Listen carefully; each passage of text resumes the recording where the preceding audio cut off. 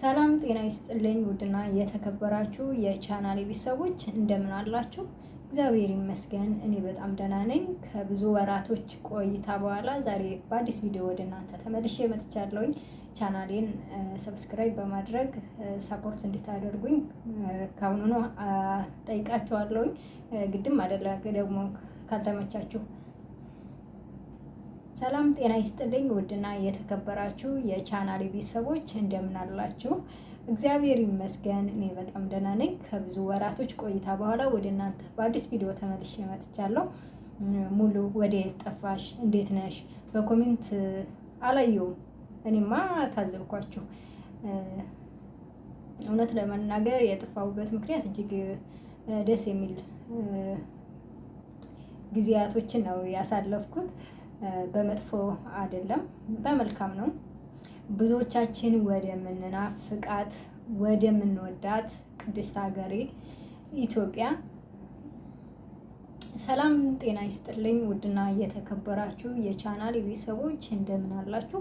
እግዚአብሔር ይመስገን እኔ በጣም ደህና ነኝ። ከብዙ ወራቶች ቆይታ በኋላ ኦልሞስት 1 ዓመት ቪዲዮ አልሰራውም ማለት ይቻላል። ፌስ ቱ ፌስ አንዳንድ ነገሮችን ፖስት ባደርግም ግን እንደዚህ ፌስ ቱ ፌስ ከመጣውኝ ቆይቻለሁ።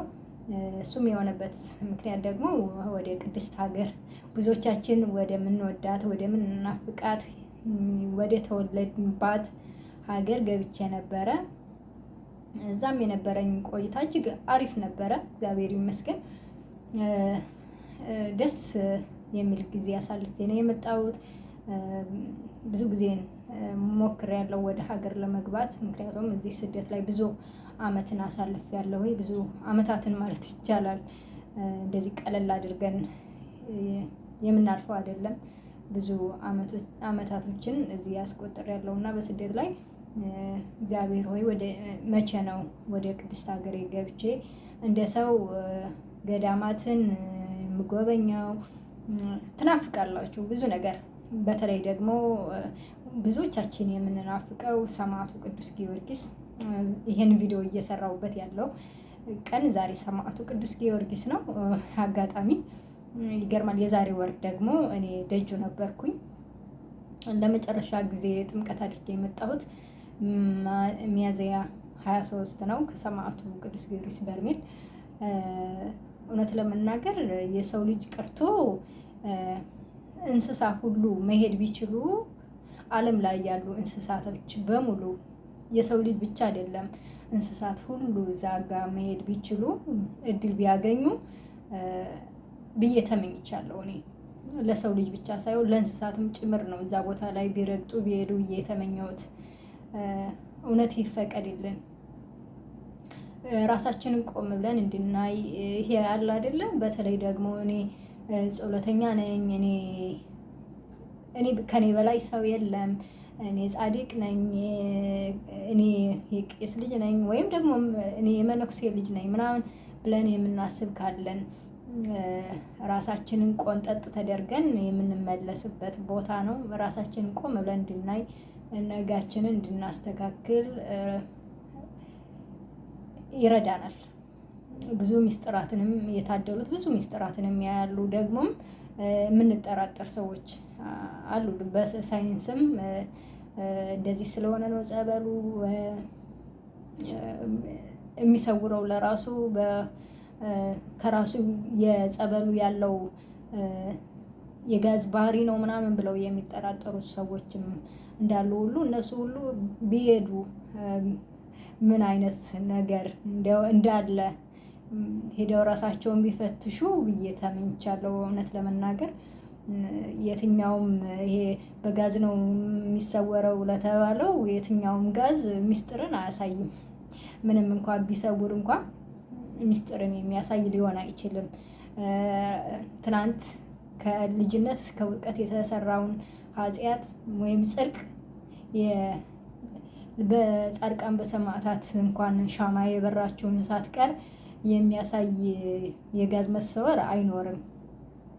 ለሚጠራጠሩ ሰዎችም ደጁ ሄዳችሁ ብታዩ ለማየት ብትታደሉ ብዬ እላለሁኝ። እግዚአብሔር ሲፈቅድ ነው። በእርግጥ ሰማዕቱ ያልፈቀደለት ምንም ቢፈልግ ቢፈልግም ባይፈልግም ካልተፈቀደለት እዛች ቦታ ላይ መርገጥ እንደማይችል የተረዳሁት። ለሁላችንም እሱ ቦታ ይፈቀድልን። በተለይ ደግሞ ወደ እግዚአብሔር መመለስ ያቃተን ብዙዎቻችን አለን፣ ግን ዓለም ላይ የጠፋን ሰዎች እዛ ቦታ ላይ ብንሄድ ብዙ ትምህርትን ወስደን ወደ ራሳችን ተመልሰን የምንመጣበት ይሆናል። ለነገ ለህይወታችንም ብዙ ቁም ነገሮችን ሸምተን የምንመጣበት ትልቅ ቦታ ነው። በምድር ላይ ማለት እችላለሁ የትኛውም ጸበል የራሱ ድህነት ስራ አለው። ግን ሰማዕቱ ጋር የተሰጠው የጸጋ ጸበል እጅግ በጣም የተለየ ነው። ኢትዮጵያ ምድር ላይ በዚህ ልክ ያለ ጸበል አይኖርም። ለየት ያለ ነው ጸበሉ። እውነት የመጀመሪያውን ጥምቀት አካሂዶ ለሁለተኛ እዛ ለመጠመቅ እግዚአብሔር በራሱ መንገድ ወስዶ ስለሚያስጠምቀን ነው እንጂ ከሰው ልጅ አቅምና ፍላጎት በላይ ነው። እጅግ ያስፈራል።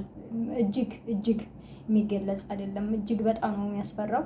አይደለም የምናያቸው ነገሮች ይቅሩና ገነት ሲኦልን ወይም ሌላ ነገርን እያየን ነፍሳትን እያየን ይቅርና ነፍስ ከስጋ ስትለይ ያለው ነገር ብቻ ላለመግባት በቂ ነው። ግን በራሱ መንገድ ወስዶ በሁለተኛውን ቀን ስንጠመቅ ራሳችን እናገኘዋለን።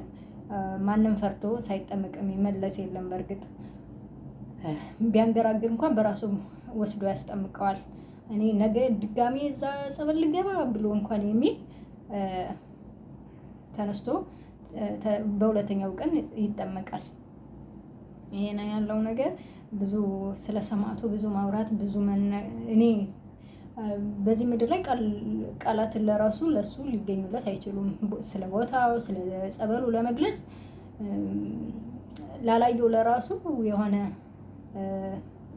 ተረት የምናወራ የሆነ እንዴት ነው እንደዛ ነው ሊመስል የሚችለው እንጂ ያየውም ደግሞ የትኛውንም ቃላት አሰባጥሮ የሰማዕቱን ጸበል የሚገልጽበት ቋንቋና እውቀት ሊያገኝ አይችልም ብዬ ነው የማስበው። ቃላቶች ሁሉ ሰነፍ ናቸው። ለሰማዕቱ ለቅዱስ ጊዮርጊስ ጸበል ቃላቶች ሁሉ ሰነፍ ናቸው። ምንም አይነት ቃላት አይገልጸውም። ደግሞ እያላየውም ደግሞ ምን እንደምናወራ ሁሉ ሊረዳ አይችልም። በምንም በየትኛውም ቋንቋ እንደው አሳምረን እንኳን ጥሩ የንግግር ክህሎት ያለን ሰዎች ለራሱ ቆንጆ አድርገን ልንገልጸው አንችልም። ምንም ትንሿን እንኳን ልንገልጻት አንችልም። ይሄ ነው ያለው ነገር። እዛ ጋር ስንሄድ ብዙ ይወራል። መንገዱ ሰላም አይደለም፣ እንደዚህ ከሄዳችሁ እንደዚህ ይገጥማችኋል፣ በሽታ ለምናምን ይባላል። በእርግጥ ቅድምም እንዳልኳችሁ ሰማዕቱ ጋር ለመሄድ ፍቃድ ያስፈልጋል። ሰማዕቱ ካልፈቀደ ምንም በየትኛው መንገድ ሊያስቀር ይችላል፣ ደጁን እንድትረግጡ ካልፈለገ እና ከፈቀደላችሁ ደግሞ የትኛውም ማዕበል ቢነሳ ሊያስቆማችሁ የሚነሳ አካልም ቢኖር እንኳን ያንን አሸንፎ ይወስዳችኋል ከተፈቀደላችሁ። እኛ ምንም ነገር ሳይገጥመን እግዚአብሔር ይመስገን ምንም ኮሽታ ሳናይ ነው ደርሰን የተመለስ ነው።